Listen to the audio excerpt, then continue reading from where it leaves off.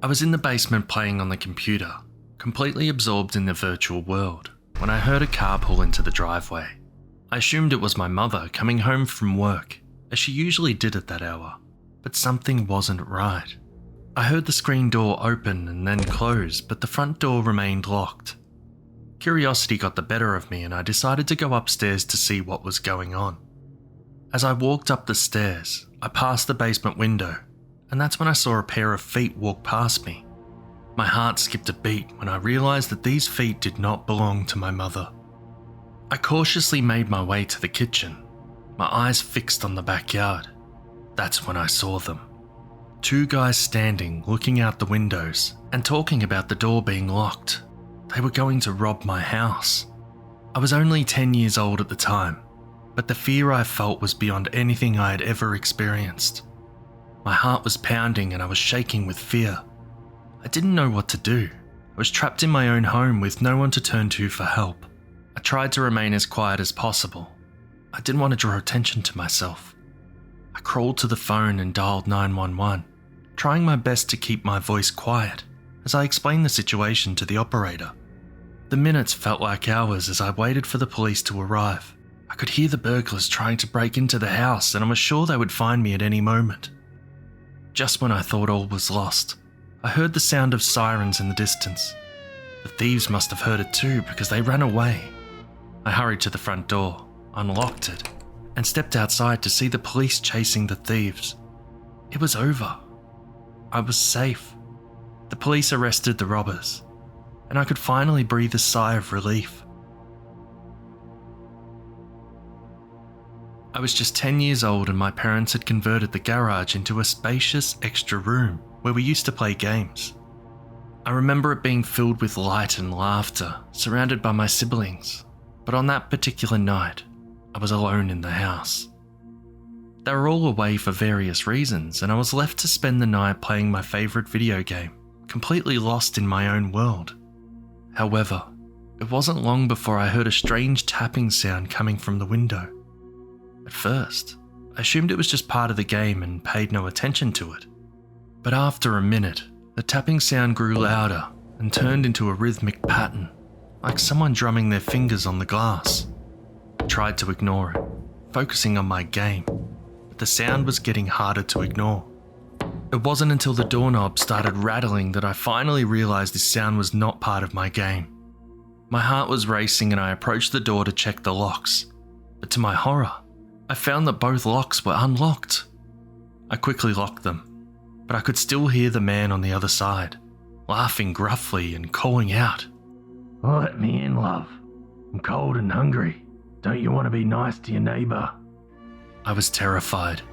I didn't know what to do. The man's voice was growing louder, and I could hear him trying to push the door open. I was paralysed with fear, but then I remembered that my parents had installed a bolt lock on the door. I quickly ran to it, securing it in place and silencing the man's voice. But the fear didn't go away. I turned off the light and ran to my room, hiding under my blanket in the darkness, until my parents came home a few hours later. I never told them about what happened that night, as I was young and more worried about getting into trouble for staying up past my bedtime. Years went by, and I grew up, but the memory of that night never left me. It wasn't until I was an adult and had moved out of my parents' house that I finally mustered up the courage to tell them about what had happened. They were shocked, but grateful that I was safe. After some investigation, I found out that the man who had tried to break into my house was a known criminal in the region. He terrorised families in the region for years, but even though the man was no longer a threat, the memory of that night stayed with me, and every time I visit my parents' house, I make sure to check the locks on the door, just in case. I was just a teenager when it happened. My parents had gone out that night, leaving me home alone. I was in the kitchen, talking on the phone with a friend when I first heard it. It started with a faint noise coming from under my feet. At first, I thought it was just sounds that the house, which is quite old, was making. But then it got louder, more insistent. I looked down, trying to find the source of the sound, but there was nothing there. The kitchen had been built over the basement, and there was a cement block wall between the two. I only knew about the empty space beyond the wall because I had discovered a hole in it when we first moved in. My parents had patched the hole, but now I wondered if someone had managed to break through it.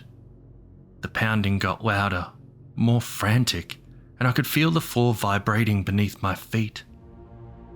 The lights flickered and the image on the TV jumped up and down. I was terrified, but I couldn't bring myself to leave the kitchen. I was frozen in place, my heart pounding in my chest.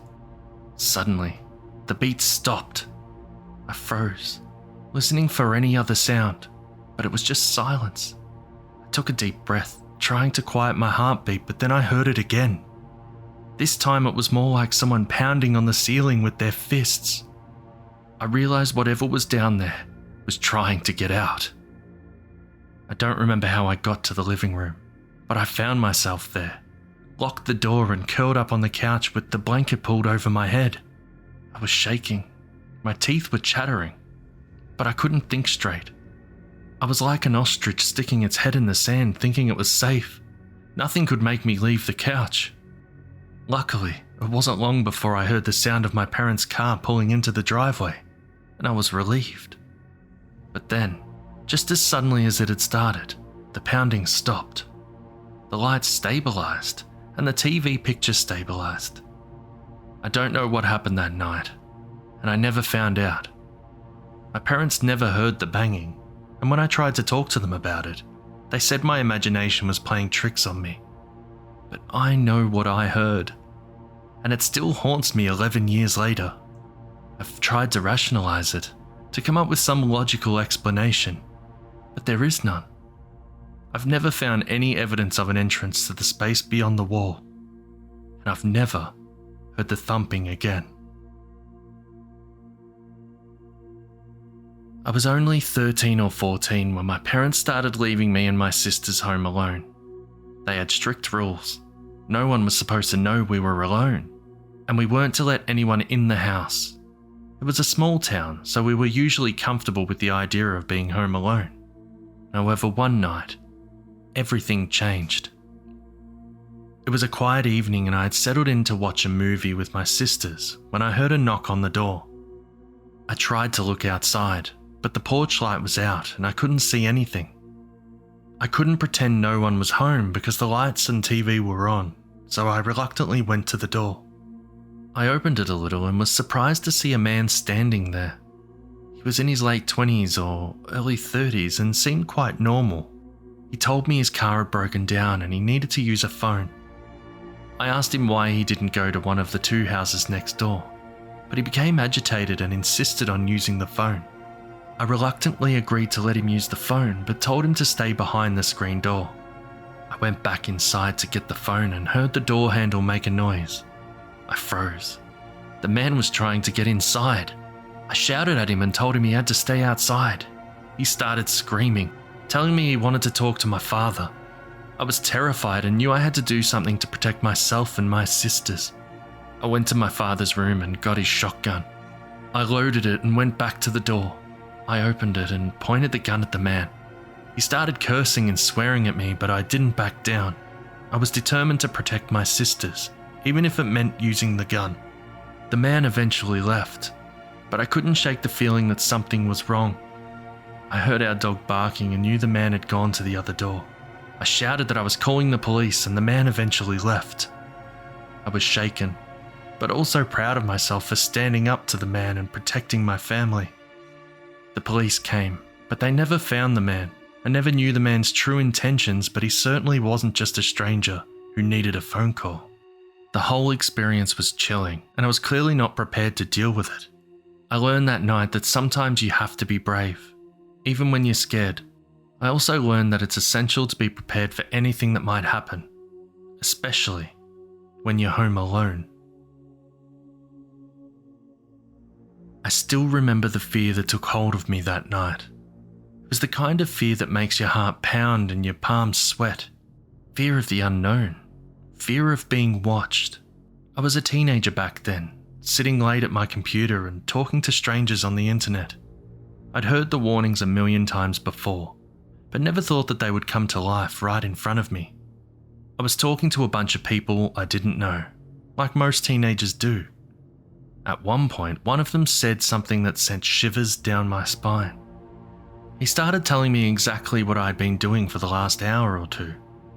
He knew what I had eaten, what I had drunk, even what I was wearing. I'd never mentioned any of these things in the chat, and yet he knew. At first, I thought it was just a creepy coincidence, but then I shuddered when I realised my computer was located in front of a large window, and I'd never considered the possibility of someone watching me through it. But what if this stranger I was talking to had somehow found my address and was following me right now? I turned quickly, but all I saw was my reflection in the window. I was about to be overcome with fear when I remembered the webcam. I'd been warned not to leave it on when I wasn't using it, but I ignored the advice. Turns out the stranger had hacked into my webcam and was watching me whenever he wanted. The thought of someone invading my privacy like that was too much to bear. I felt exposed. I immediately disconnected the webcam and took the necessary steps to secure my computer. But the fear persisted and I couldn't get rid of it for long. I started covering all the cameras on my device with thick tape. It was a small precaution, but it made me feel better, like I was back in control. Thanks for watching this video. If you want to support the channel, we have a link in the description. Don't forget to subscribe, comment, share, like, and press the bell to get notification when new videos are uploaded. You can send your real or fictional stories to the email address in the description.